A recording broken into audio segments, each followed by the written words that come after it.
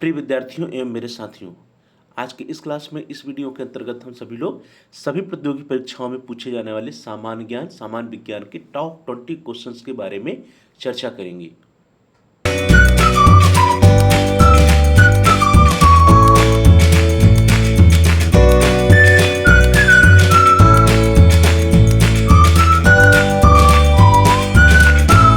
Unit of the computer is considered as the brain of the computer. Computer की किस इकाई को उसके मस्तिष्क के रूप में समझा जाता है। प्रिय विद्यार्थियों, यहाँ पे कुछ ऑप्शंस आएंगे और हम आपको आंसर भी बताएंगे, लेकिन आप अपने आंसर को नोट कर सकते हैं और नोट करने के बाद कमेंट्स में आप लिख सकते हैं कि आपके 20 प्रश्नों में से कितने प्रश्नों के उत्तर सही हुए हैं। इसके ऑप्शन है आपके, देखिए, memory unit, input unit, CPU and output unit. तो आप अपने आंसर को नोट कर सकते हैं, लिख सकते हैं। कंप्यूटर की किसी इकाई को उसके मस्तिष्क के रूप में समझा जाता है। Which unit of computer is considered as the brain of computer, that is the CPU, जिसको पूरा नाम है central processing unit, is the part of a computer that's known as the brain of the computer. Question number 2, प्रश्न संख्या 2। Who was the chief guest on the 76th Republic Day. 76वें गणतंत्र दिवस पर मुख्य अतिथि कौन थे। तो 76वां गणतंत्र दिवस जो अभी अभी मनाया गया है 26 दिसंबर 2025 को, उस पर कौन मुख्य अतिथि थे। ऑप्शन है आपके admiral D K. Joshi, Prabowo Subianto, Sukarno या प्रेसिडेंट इमोइल। तो डियर स्टूडेंट्स, आपके जो भी आंसर है उसको आप जल्दी से नोट कर लीजिए, टाइप कर लीजिए। 76वें गणतंत्र दिवस पर जो मुख्य अतिथि थे वो कौन थे।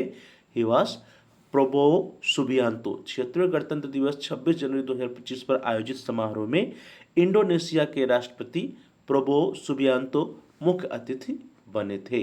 अगला प्रश्न है क्वेश्चन नंबर 3, प्रश्न संख्या 3।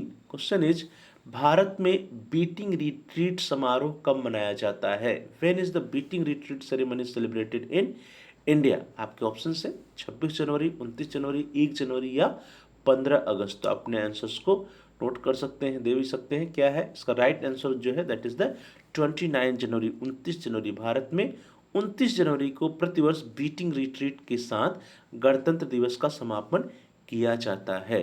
तो गणतंत्र दिवस 26 जनवरी को मनाते हैं और उसके बाद तीसरे दिन 27, 28 और 29, जो 29 जनवरी को जो है बीटिंग रिट्रीट समारोह मनाया जाता है और बीटिंग रिट्रीट समारोह के साथ गणतंत्र दिवस का समापन किया जाता है।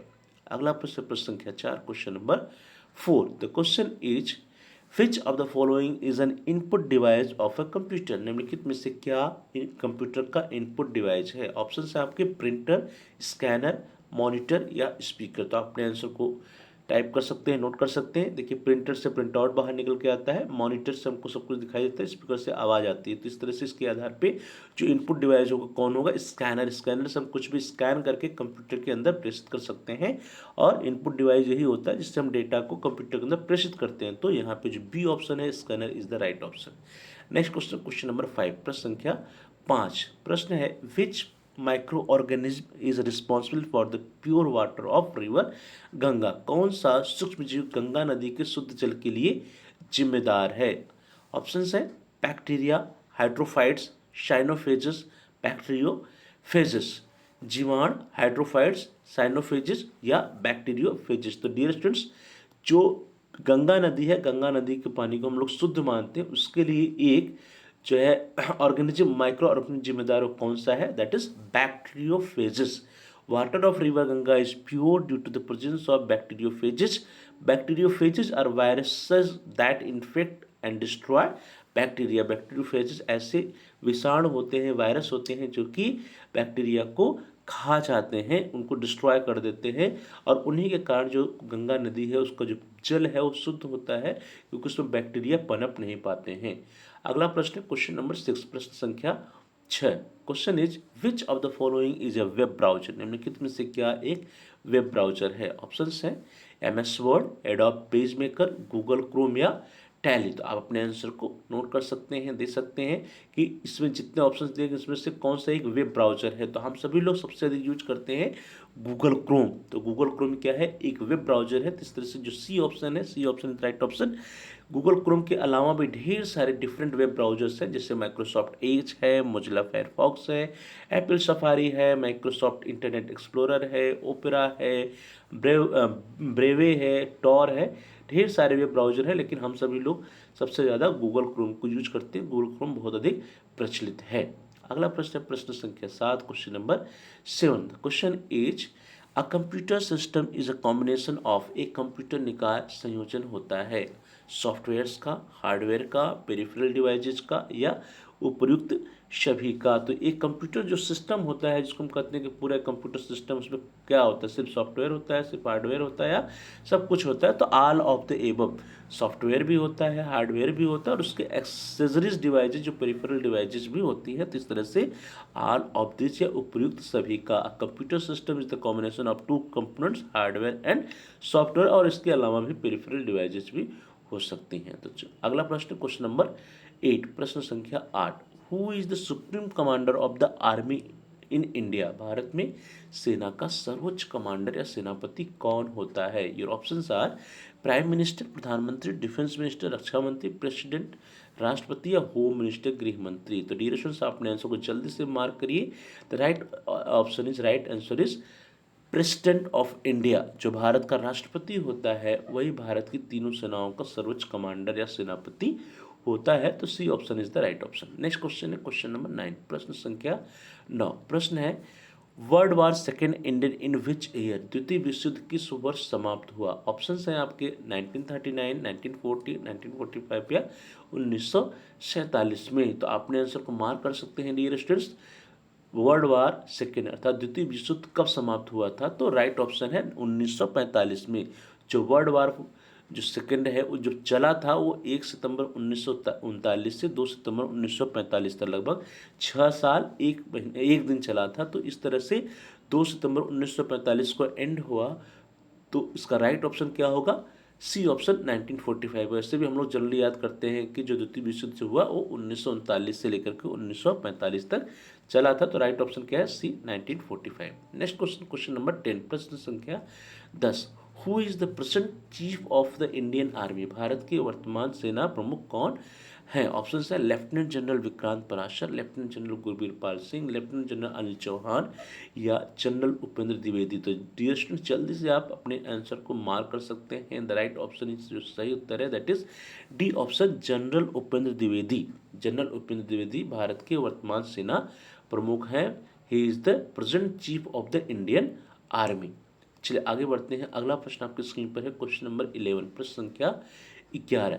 विच agreement was sign between India and Pakistan in 1965, 1965 में भारत और पाकिस्तान के बीच किस समझौते पर हस्ताक्षर हुआ? ऑप्शन है Tashkent agreement, Shimla agreement, Lahore agreement, या स्ट्रैटेजिक एग्रीमेंट। ताशकंद समझौता, शिमला समझौता, लाहौर समझौता, या सामरिक समझौता। तो डियर जो राइट ऑप्शन है, राइट उत्तर है वो क्या है? आप अपने आंसर को मार्क कर सकते हैं। The right option is Tashkent agreement, Tashkent समझौता। The Tashkent agreement was a peace treaty signed between India and Pakistan on 10 January 1966 to end the 1965 Indo Pakistan war. Bharat और पाकिस्तान के बीच में 1965 का जो युद्ध हुआ था, उसको जो है रोकने के लिए जो समझौता हुआ था, उसको हम ताशकंद समझौता या ताशकंद एग्रीमेंट के नाम से जानते हैं। तो A option is right option. Next question, अगला प्रश्न जो है दैट इज क्वेश्चन नंबर 12, प्रश्न संख्या 12।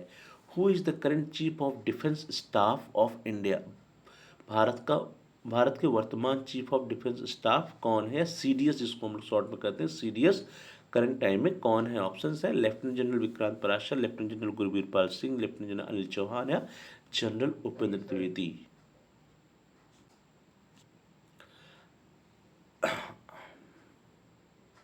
अपने आंसर को आप मार्क कर सकते हैं। द राइट ऑप्शन जो सही इसका उत्तर है वो कौन सा है? That is lieutenant general Anil Chauhan. Lieutenant general Anil Chauhan जो है वर्तमान में सीडीएस है या चीफ ऑफ डिफेंस स्टाफ है हमारे देश के। अगला प्रश्न है क्वेश्चन नंबर 13, प्रश्न संख्या 13। What is the name of our national song, हमारे राष्ट्रीय गीत का क्या नाम है? जनगण मन, वंदे मातरम, जय हिंद, या सत्यमेव जयते। तो हम सभी लोग गुनगुनाते हैं अपने राष्ट्रीय गीत को। हमारे राष्ट्रीय गीत कौन सा है? द राइट ऑप्शन ए जो सही उत्तर है that is the B option Vande Mataram. अगला प्रश्न है प्रश्न संख्या 14 क्वेश्चन नंबर 14। प्रश्न है when is the constitution day celebrated, संविधान दिवस कब मनाया जाता है। ऑप्शन आर 26 नवंबर, 15 अगस्त, 2 अक्टूबर या 26 जनवरी को। तो कॉन्स्टिट्यूशन डे संविधान दिवस कब मनाते हैं, अपने आंसर को जल्दी से मार्क करिए। The right option is right answer क्या है दैट इज 26 नवंबर या 26 नवंबर को संविधान दिवस मनाया जाता है। भारत में हर साल संविधान दिवस 26 नवंबर को मनाया जाता है। इस दिन साल 1949 में भारत के संविधान को अपनाया गया था। तो 26 नवंबर 1949 को भारत के संविधान को अपनाया गया था, इसीलिए 26 नवंबर को संविधान दिवस के रूप में मनाया जाता है। अगला प्रश्न संख्या 15 क्वेश्चन नंबर 15। प्रश्न है which of the following countries in India is India's neighbour, निम्नलिखित में से कौन सा देश भारत का पड़ोसी देश है। थाईलैंड, मॉरिशस, चाइना या सिंगापुर। तो डियर स्टूडेंट्स आप जल्दी से अपने आंसर को मार्क कर दिए। हमारे देश का पड़ोसी देश कौन सा इन सभी में से, तो राइट ऑप्शन क्या है that is the China. China के अलावा जो हमारे देश के अन्य पड़ोसी देश हैं कौन से हैं, अफगानिस्तान है, बांग्लादेश है, भूटान है, मालदीव है, म्यांमार है, नेपाल है, पाकिस्तान है और श्रीलंका है। नेक्स्ट क्वेश्चन नंबर 16 प्रश्न संख्या 16। प्रश्न है in which country was zero invented, शून्य का आविष्कार किस देश में हुआ था।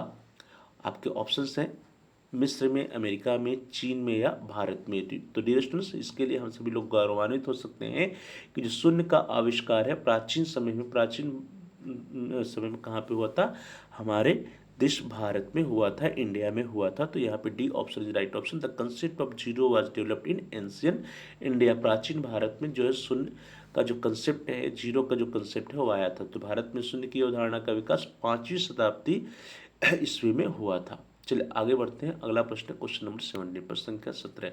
Who discovered radio waves, radio तरंगों की खोज किसने की थी। ऑप्शन है Albert Einstein, Heinrich Hertz, Marie Curie या आइजैक न्यूटन। तो अपने आंसर को जल्दी से मार्क कीजिए। रेडियो तरंग या रेडियो वेव्स का आविष्कार की खोज किसने की थी। द राइट ऑप्शन जो है that is the Heinrich Hertz. Heinrich Hertz ने रेडियो तरंगों की खोज की थी। Heinrich Hertz a German physicist discovered radio waves in the late 1880s, 1880 में रेडियो तरंगों की खोज हेनरिक हर्ट्ज के द्वारा की गई थी। अगला प्रश्न संख्या 18 क्वेश्चन नंबर 18। प्रश्न है under who chairmanship was the human right commission committee formed in 1946, किसकी अध्यक्षता में 1946 में मानवाधिकार आयोग समिति का गठन किया गया। ऑप्शन हैं आपके Antonio Roosevelt, Eleanor Roosevelt, Antonio Guterres या पीडी पाठक। तो डियर स्टूडेंट्स राइट ऑप्शन क्या है जल्दी से मार्क करिए।